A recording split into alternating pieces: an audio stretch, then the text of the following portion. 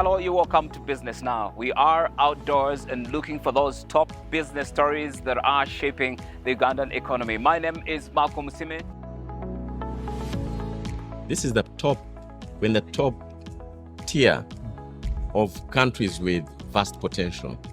And for the first time, Uganda is tapping into that market for trade, for investment and tourism. While some markets improved in their scores, 9 of them actually did improve their scores. 11 also did decline, and 8 remained the same. So on this Business Now roundtable, we are still at the Freshport 2026 Expo here in Zurich, Switzerland. And this conversation comes as the background from what happened in Bern at the Bern Expo. Our presence here is a big statement. It's a big statement to say that the Uganda, the giant, is awake. And credit to the government of Uganda that has found it fit and proper to make the investments in critical areas such as tourism. And as a mission, the Uganda mission in Switzerland, we're immensely happy that for the first time, Uganda has participated in the 3 major tourism events in this country. And the first was in Lugano, the second was in Bern, and this is the largest, the one in Zurich. Over 50,000 people are expected here, and we've seen many coming to this booth, which is testimony to the importance of this particular country as a tourism market. What has been the major attraction, first of all, has been the people.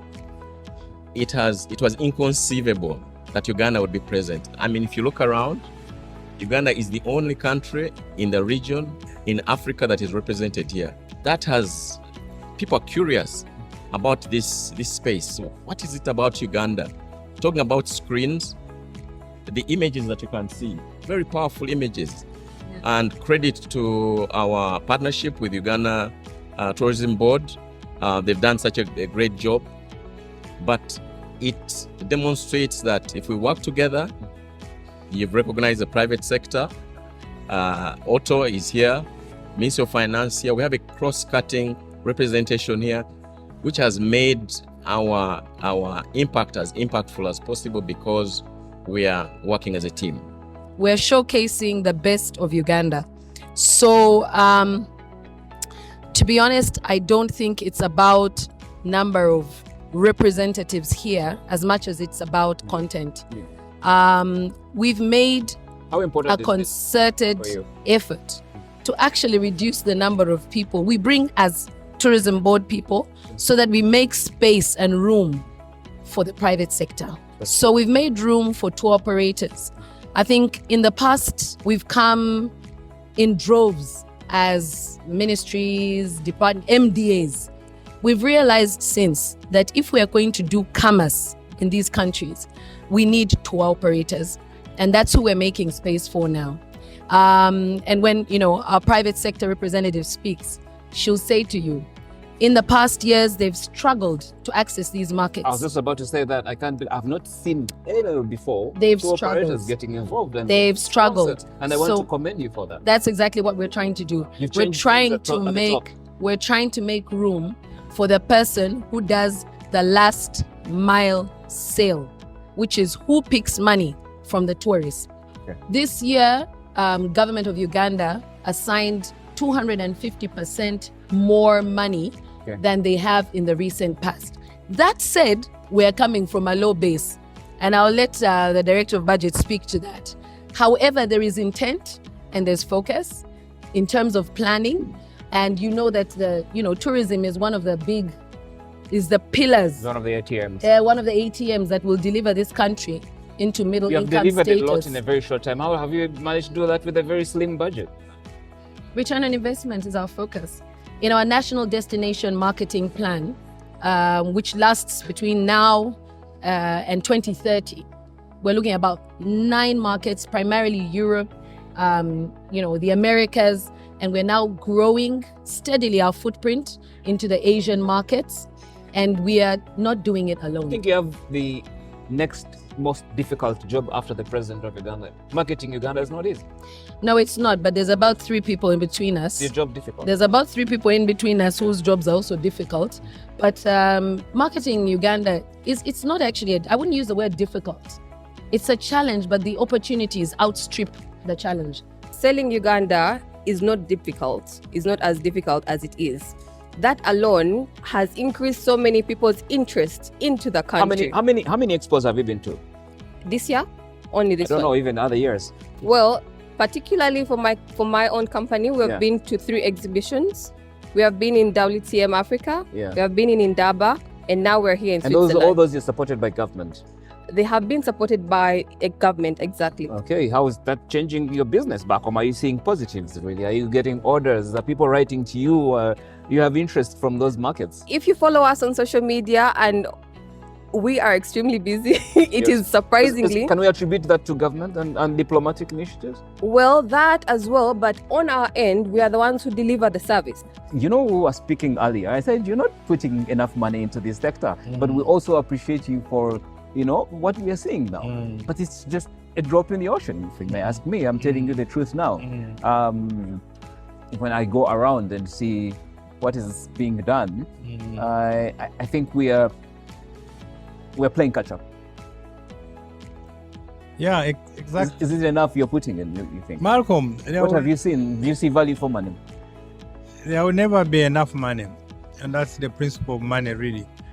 Because you face constraints, you must trade off and achieve allocative efficiency. But what we see, at least since we started implementing the 10-fold growth strategy, we picked out a few focus areas of our intervention. You've heard of ATMs. And now in the ATMs, the T is now the tourism, which is the area you see we are promoting here. And we have made improvements in the money we put in this area. For example, as we interacted earlier and I indicated, branding and marketing has had significant amounts of money in there, between 20 to 50 billion when you look at it. But overall, the money that goes to tourism has increased like 5-fold. Now we have something close to 430 billion alone going to tourism, both to UTB and the ministry. But when you add on support services tourism, you are talking about 2 trillion, not 20, 2 trillion that is now deliberately going into the enablers of tourism. Why does UTB not have an office? Not have UTB what? doesn't have an office. No, they have They offices. have an office, They but have it is, offices. it's in some You building can't- behind the street. Like I indicated, No, you can't do let's be everything frank. at once. UTB's office is at the back of the street, and a visa office. I can't find them. I have to first ask borders. Marco, Really, like this is UTB. when you're talking about ATM. Uganda Tourism Board must be at the reception. They should have the biggest budget in the country. Yes. But they can't talk about it because they even fear talking about it. No. There are improvements really within the funding of UTB, where they have come from. And as I indicated in budgeting, you prioritize and allocate. When are they building? When are you buying a building for them? Because you started with the gambling. That is game, not the house. the issue. The issue is that we have a plan we are following. When? And sequential, as I said, Next financial year? it can be next financial year, the other year, but that's a plan, and we can give you that whole plan. So it will happen. Yeah, it will happen. We can okay. report that If UTB we will have find- an office. No, it will happen. Ambassador Kabonero, you are in charge of economic and commercial diplomacy, and you heard what he's saying. Do you support what he's saying? Do you need more money for your mission? Definitely, we need money, and the little that we have received has done wonders. And from what he said, we want to really congratulate our missions, particularly here in Geneva, because it's one of our best performers. To go into a market where we have not been and do what we have all seen is really testimony to the people and the cooperation with all the partners around this table. Because all these sectors, including tourism, they have a value chain. You cannot do it on one agency, can't do it. So we are very, very happy with the mission here in Geneva. We were in Lugano. To go into such a luxury market, as our colleague from the private sector said, and penetrate it is not easy. But the scarce resources that the DB was talking about has been utilized very well in the last 1 year, where they have been using the resources that they were given. But the reason we are here is actually for that purpose, performance-based. We want to see results, we want to monitor and make sure that the money that comes to these missions does what it's supposed to do. Actually, we believe that we should be on the board of UTB as a ministry. You think you should be on the board of UTB? Yes. UTB shouldn't be at the ministry. No, it should be the other way around.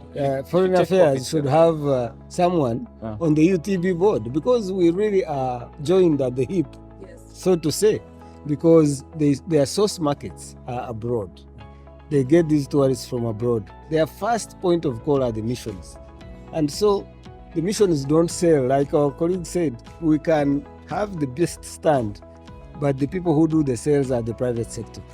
However, as she said, she will not be here without a visa, which comes from our mission in Geneva, which did a wonderful job.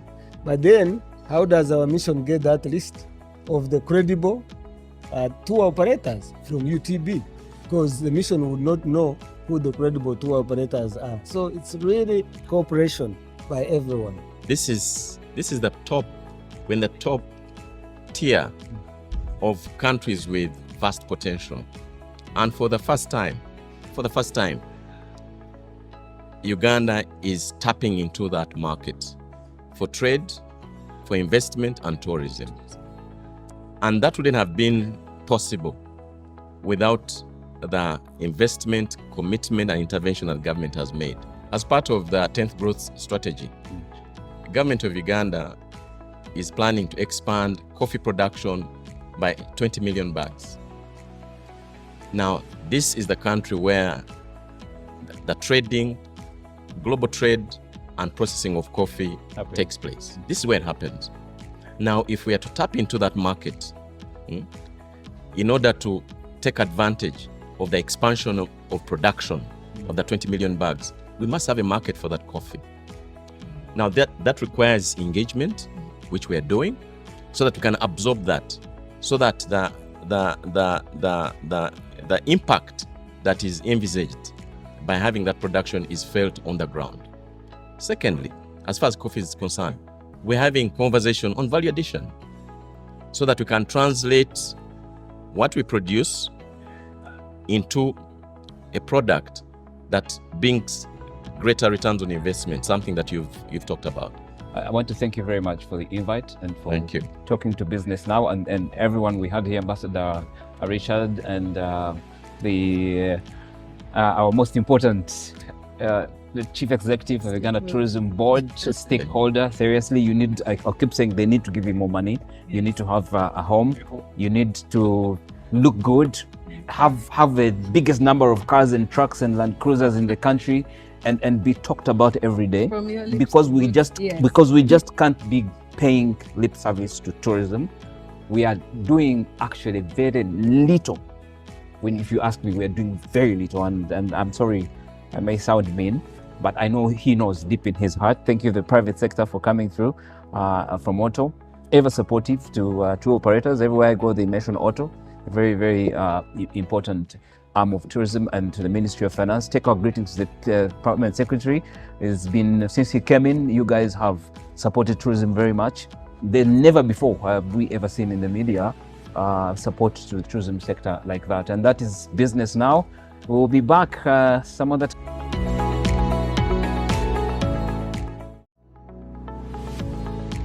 So this forum is one of the pillars in Absa's calendar. For 9 years, this forum has helped turn data into dialogue into decision making, because let's be honest, reports don't transform economies. Conversations and actions do. Uganda, when you strip down our performance down to the fundamentals, we've made real progress in 2025, underpinned by price stability, solid growth, record investment flows, and a resilient currency.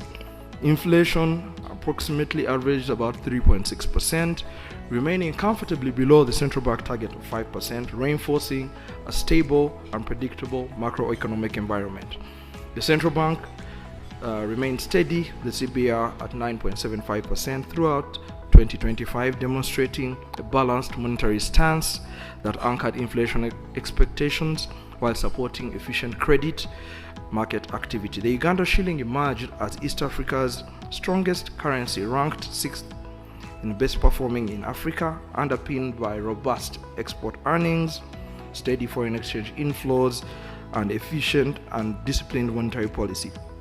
Economic growth reached 6.3% in 2024-2025 and is projected to accelerate 6.5 to 7% in 2025-2026, reflecting resilient performance across services, industry, and agriculture.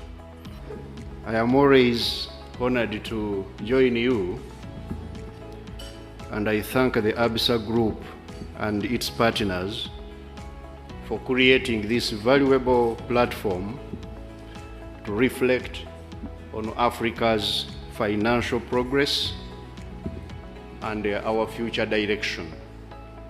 I recall vividly the inaugural Absa Index in 2018, 17-18 there, when Uganda ranked 10th with a 50% score and underperformed in areas such as local investor capacity, enforceability of standard master agreements, and market depth.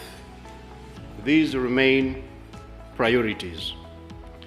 So, to move Uganda further up the index and deepen our markets, we are committed to a number of things. One, continuing to rebuild capital markets that provide long-term debt and equity financing to SMEs.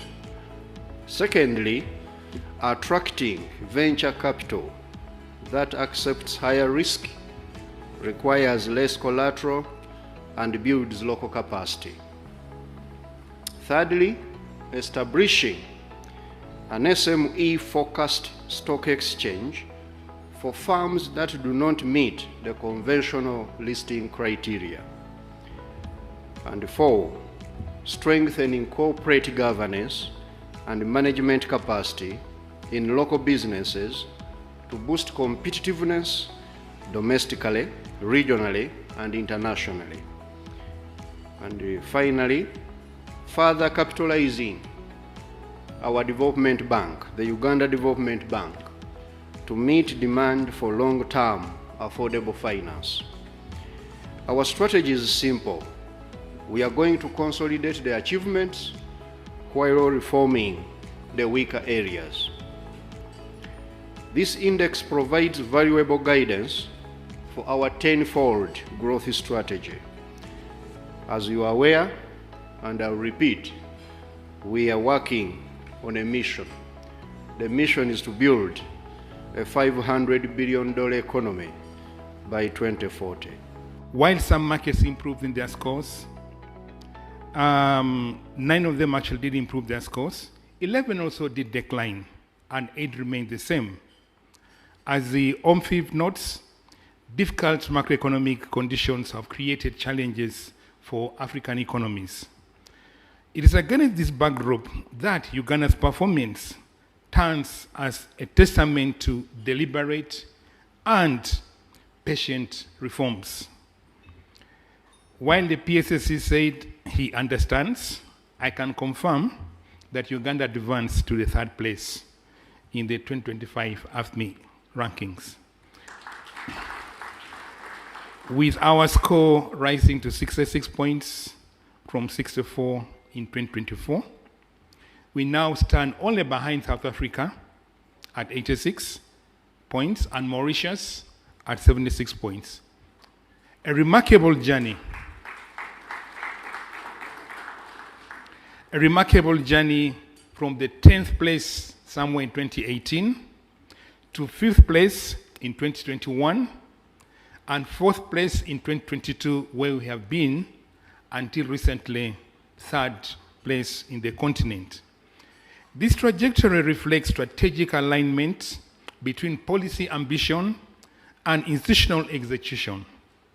At the Bank of Uganda, in our strategic 5-year plan for 2022 to 2027, we did set clear targets.